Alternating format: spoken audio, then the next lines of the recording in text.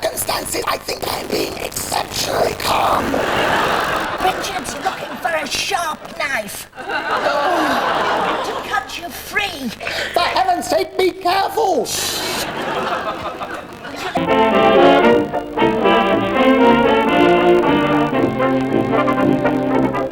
The Way It Was is sponsored by Jamieson and Carey, Aberdeen's jeweller since 1733.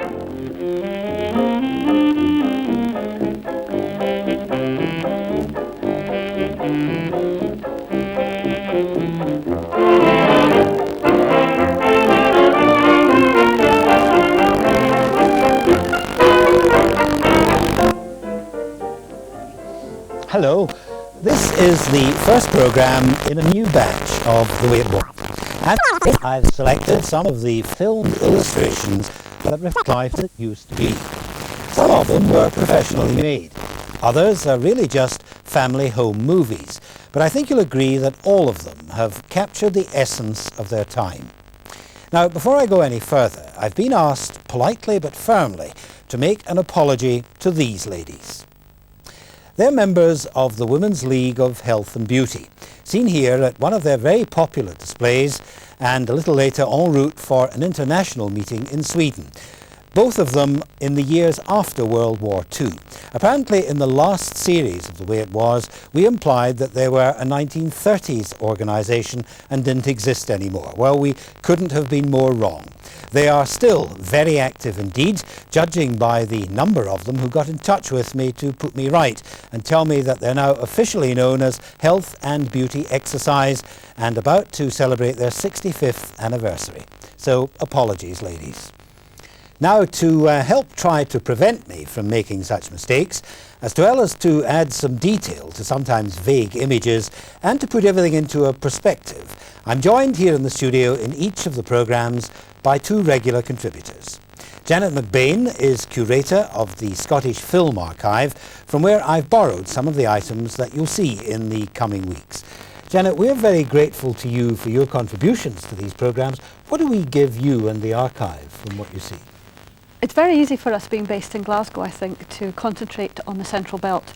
From my point of view, I think it's great to be able to come to Aberdeen and to show films that we've collected in the archive that reflect the area, but also to see what else is coming in and being sent into the programme by viewers. So for both those reasons, I think it's a fascinating opportunity. And do things vary from one part of the country to another? I mean, will you get things here in the North East that you wouldn't get in the Central Belt? Not necessarily in terms of content, but of course the way of life is slightly different, the landscape is different, the communities are slightly different. So there are regional differences, yes.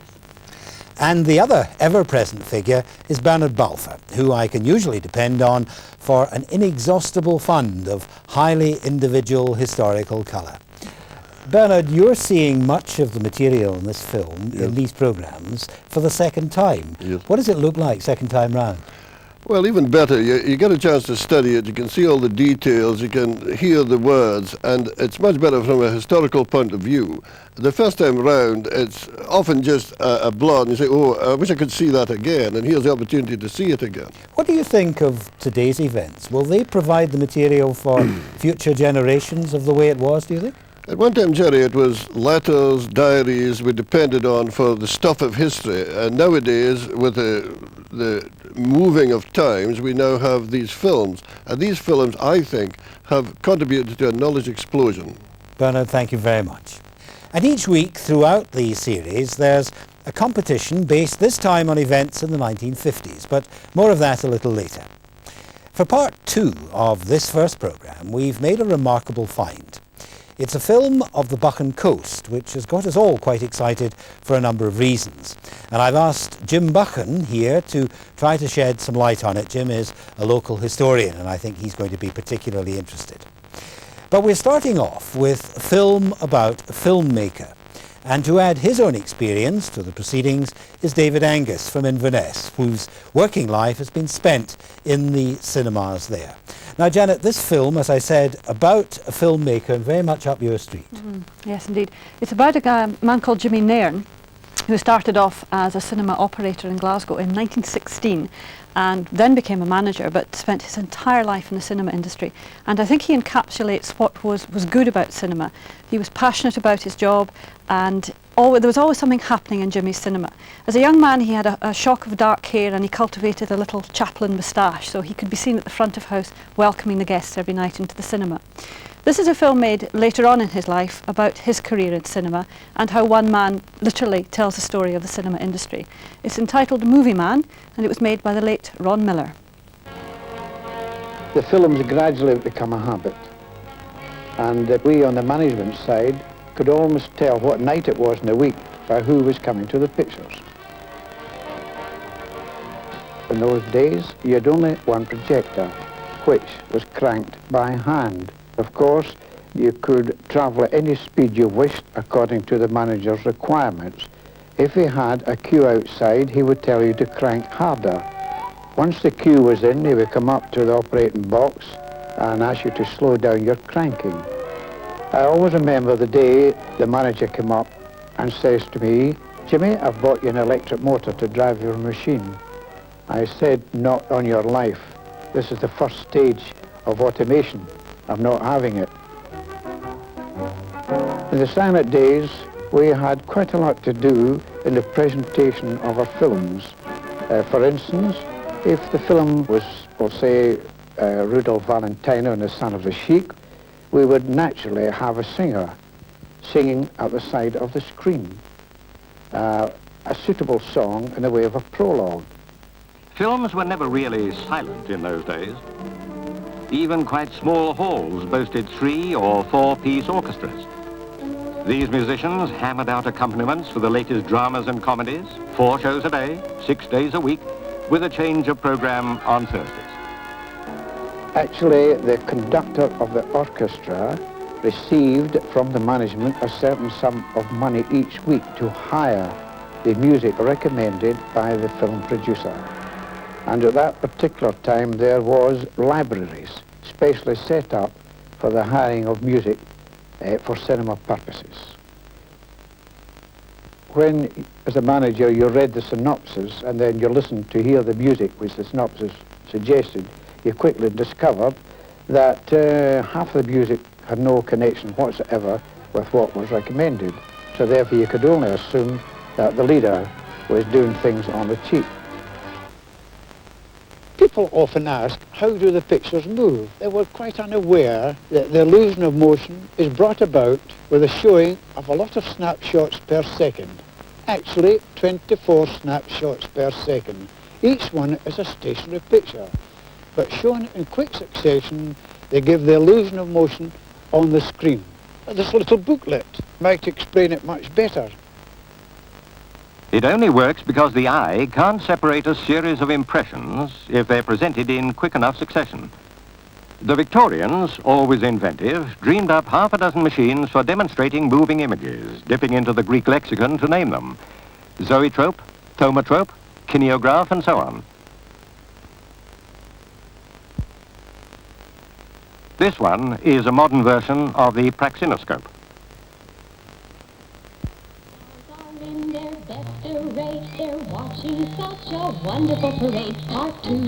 Magic lantern operators put their money on mechanical slides.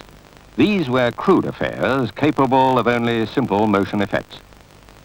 But some were highly effective, and no show could be brought to a close without one of the popular kaleidoscopes.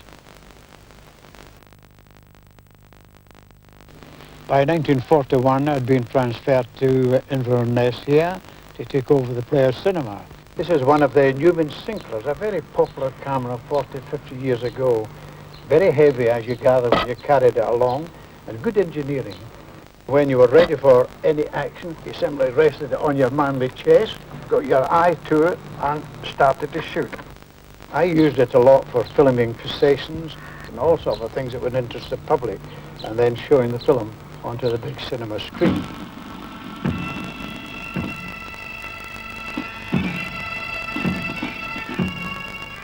In their day, these films were mere records of events. But with the passing of time, they became more like pieces of civic memory, recalling the manners and modes of vanished eras.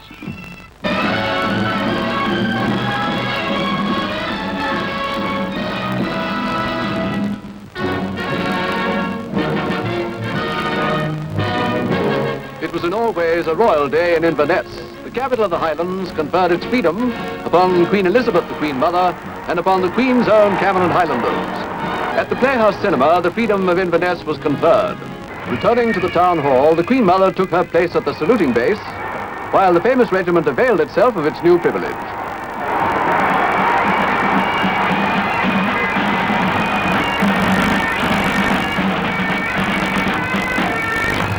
Inverness said goodbye to a queen, a Scottish noblewoman, and a very gracious lady. Jimmy was interested in every aspect of the movies. He was a one-man Scottish ministry. I remember at every performance, you didn't get just a cartoon and a short and the news. You also got local news. And he would add to the end of, say, Movie Tone, I think, an item that he had actually shot. These were very literally one-man shows. Having shot and edited them, he chose the music, spoke the commentaries, and was on hand at every performance to make sure all went well.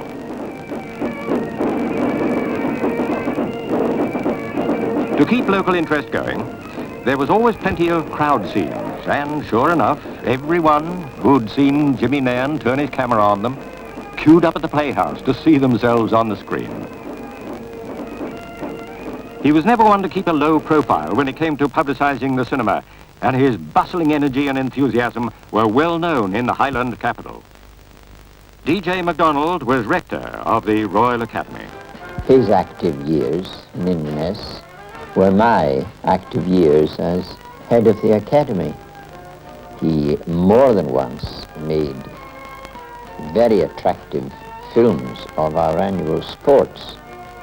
To an old fellow like me, where things come home in the gloaming, it's particularly interesting to go back and see those, but I also think it's quite good for the contemporary young people to see that there were young people in those days just as there are now. That was the milieu in which they moved.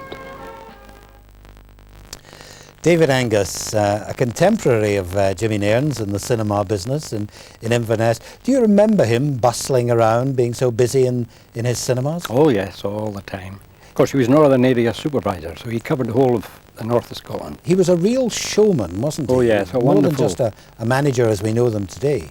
A wonderful publicist, yes. The stage was always dressed beautifully. And his tea room, Playhouse tea room at Christmas time was a wonderland for children. Walls plastered with Disney characters, snowmen with revolving eyes, little boxes with mice, white mice, and all sorts of things. Children were entranced.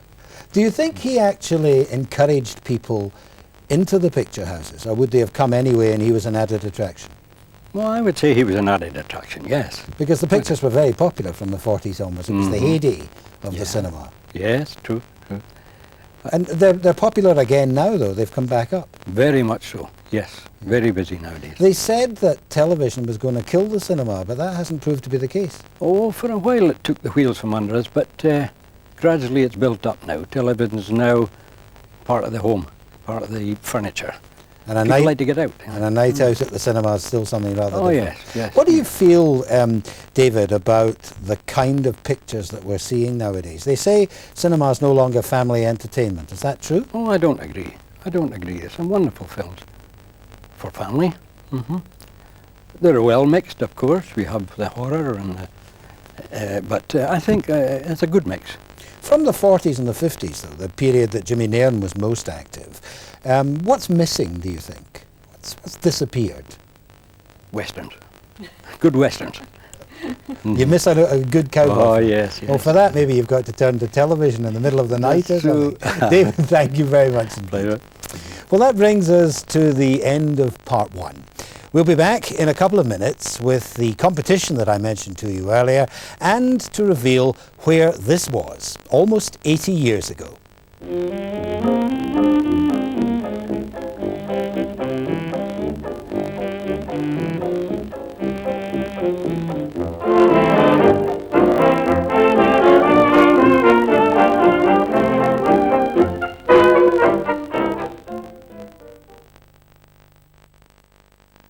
There's hair, and there's hair with style. To get it, you need the right elements, salon selectives. Interlocking formulas you put together to build in style step by step by step. To go beyond hair that's just there, to hair with style. Salon selectives, the elements of style. Getting on for 2 million motorists have come to us, we believe, to save time, paperwork and money. Who are we? Direct Line, of course. But what many people don't know is that we could do the same for house insurance. In fact, we reckon millions of homeowners could save money with us. To find out if you could be a big saver, call Direct Line Insurance on 041 226 8877. There is a saying, the longer you caress the dough, the lighter and crisper the pizza. Inspired by this, we created San Marco.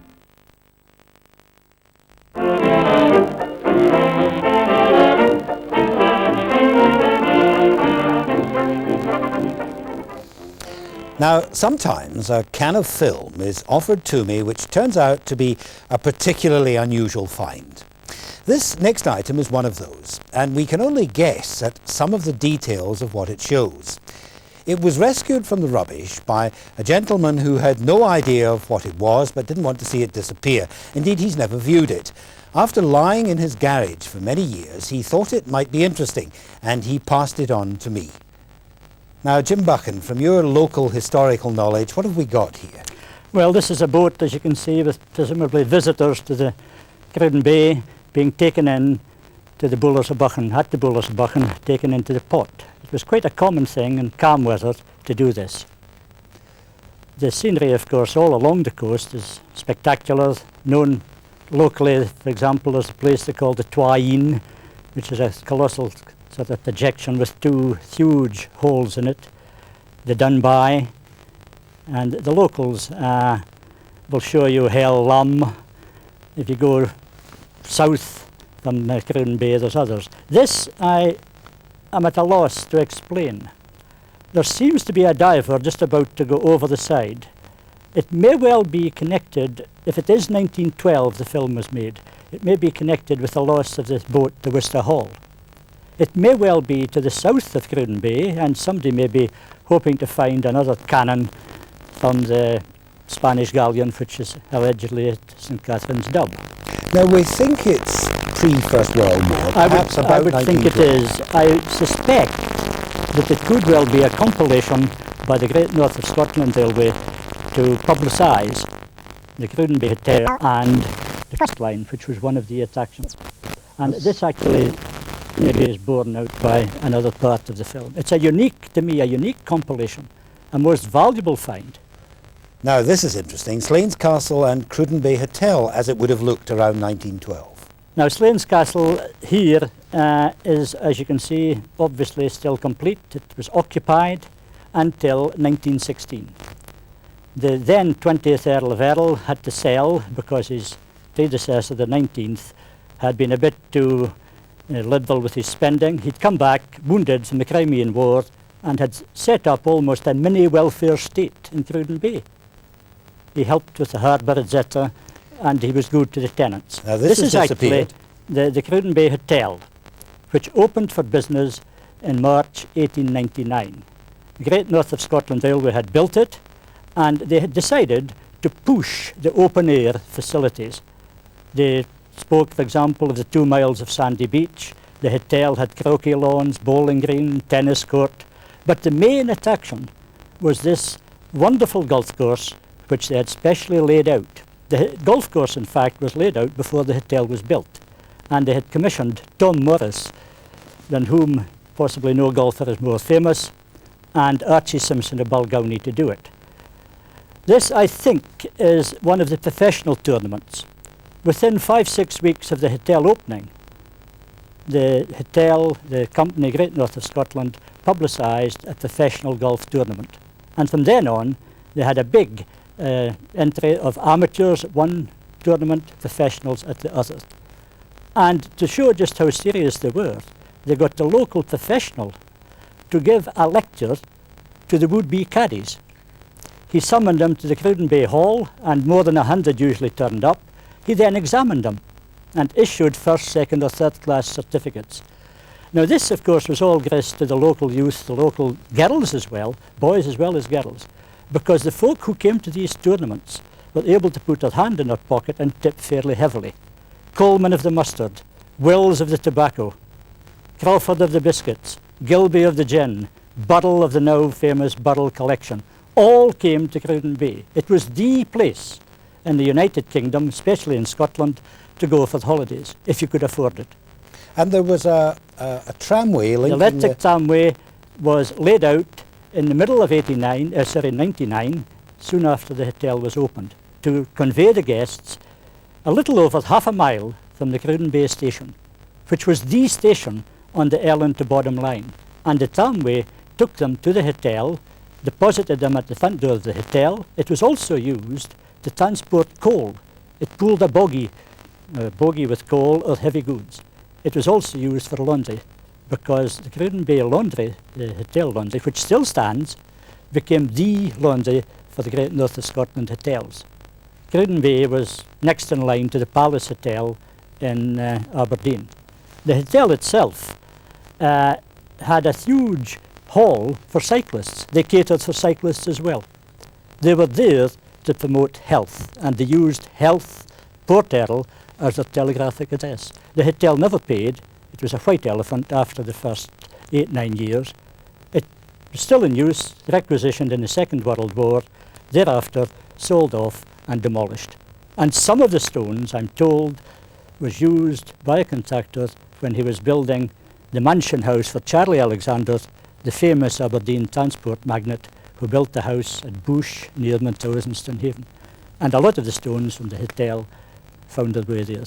As I said, it's a film that throws up as many questions as it does answers about trying to identify people. Bernard, can I ask you, you've got a clue about who that golfer was that we saw with the pipe? Yes, I think he was one of the three famous golfers at the time called the Triumvirate, and we think he's Ted Ray, not the comedian, but the comedian called himself after this golfer, Ted Ray, who always smoked a pipe, and I rather think it's him. But if it's not him, I'm sure somebody will write in and tell us exactly who it is. Well, if I could add, he did in fact compete at Cruden Bay in 1911 and won the Cruden Bay competition then. Then he won the Open Champion at Moorsfield in 1912. And he was back again at Cruden Bay in 1913, 1914, along with all the other top professionals of their day. Open champions came to Cruden Bay.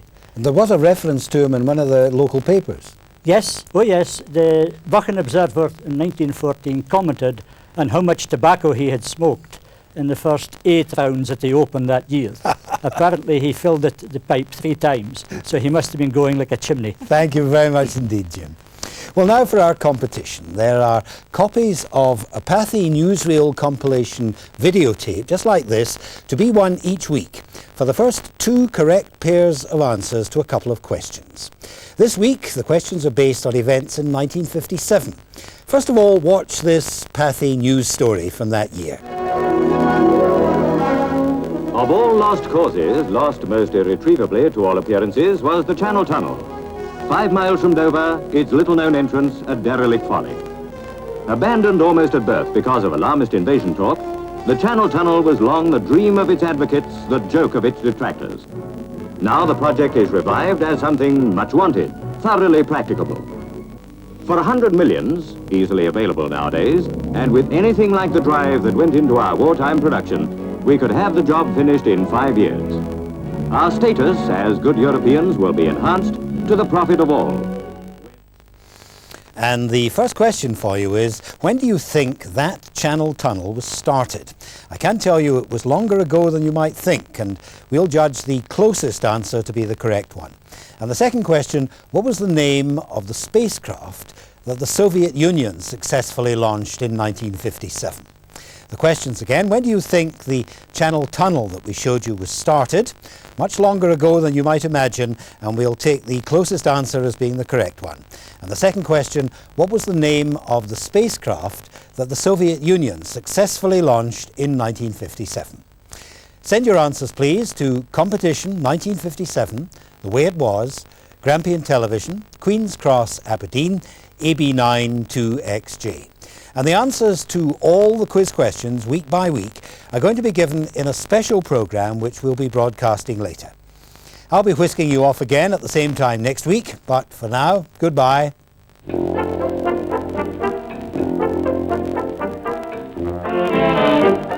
And the names of the winners of tonight's competition will be announced in 2 weeks' time at the end of the programme.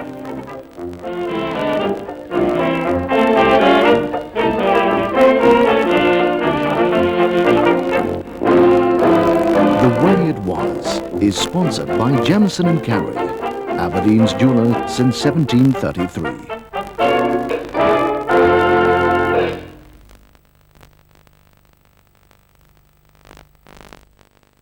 Buy a £1/4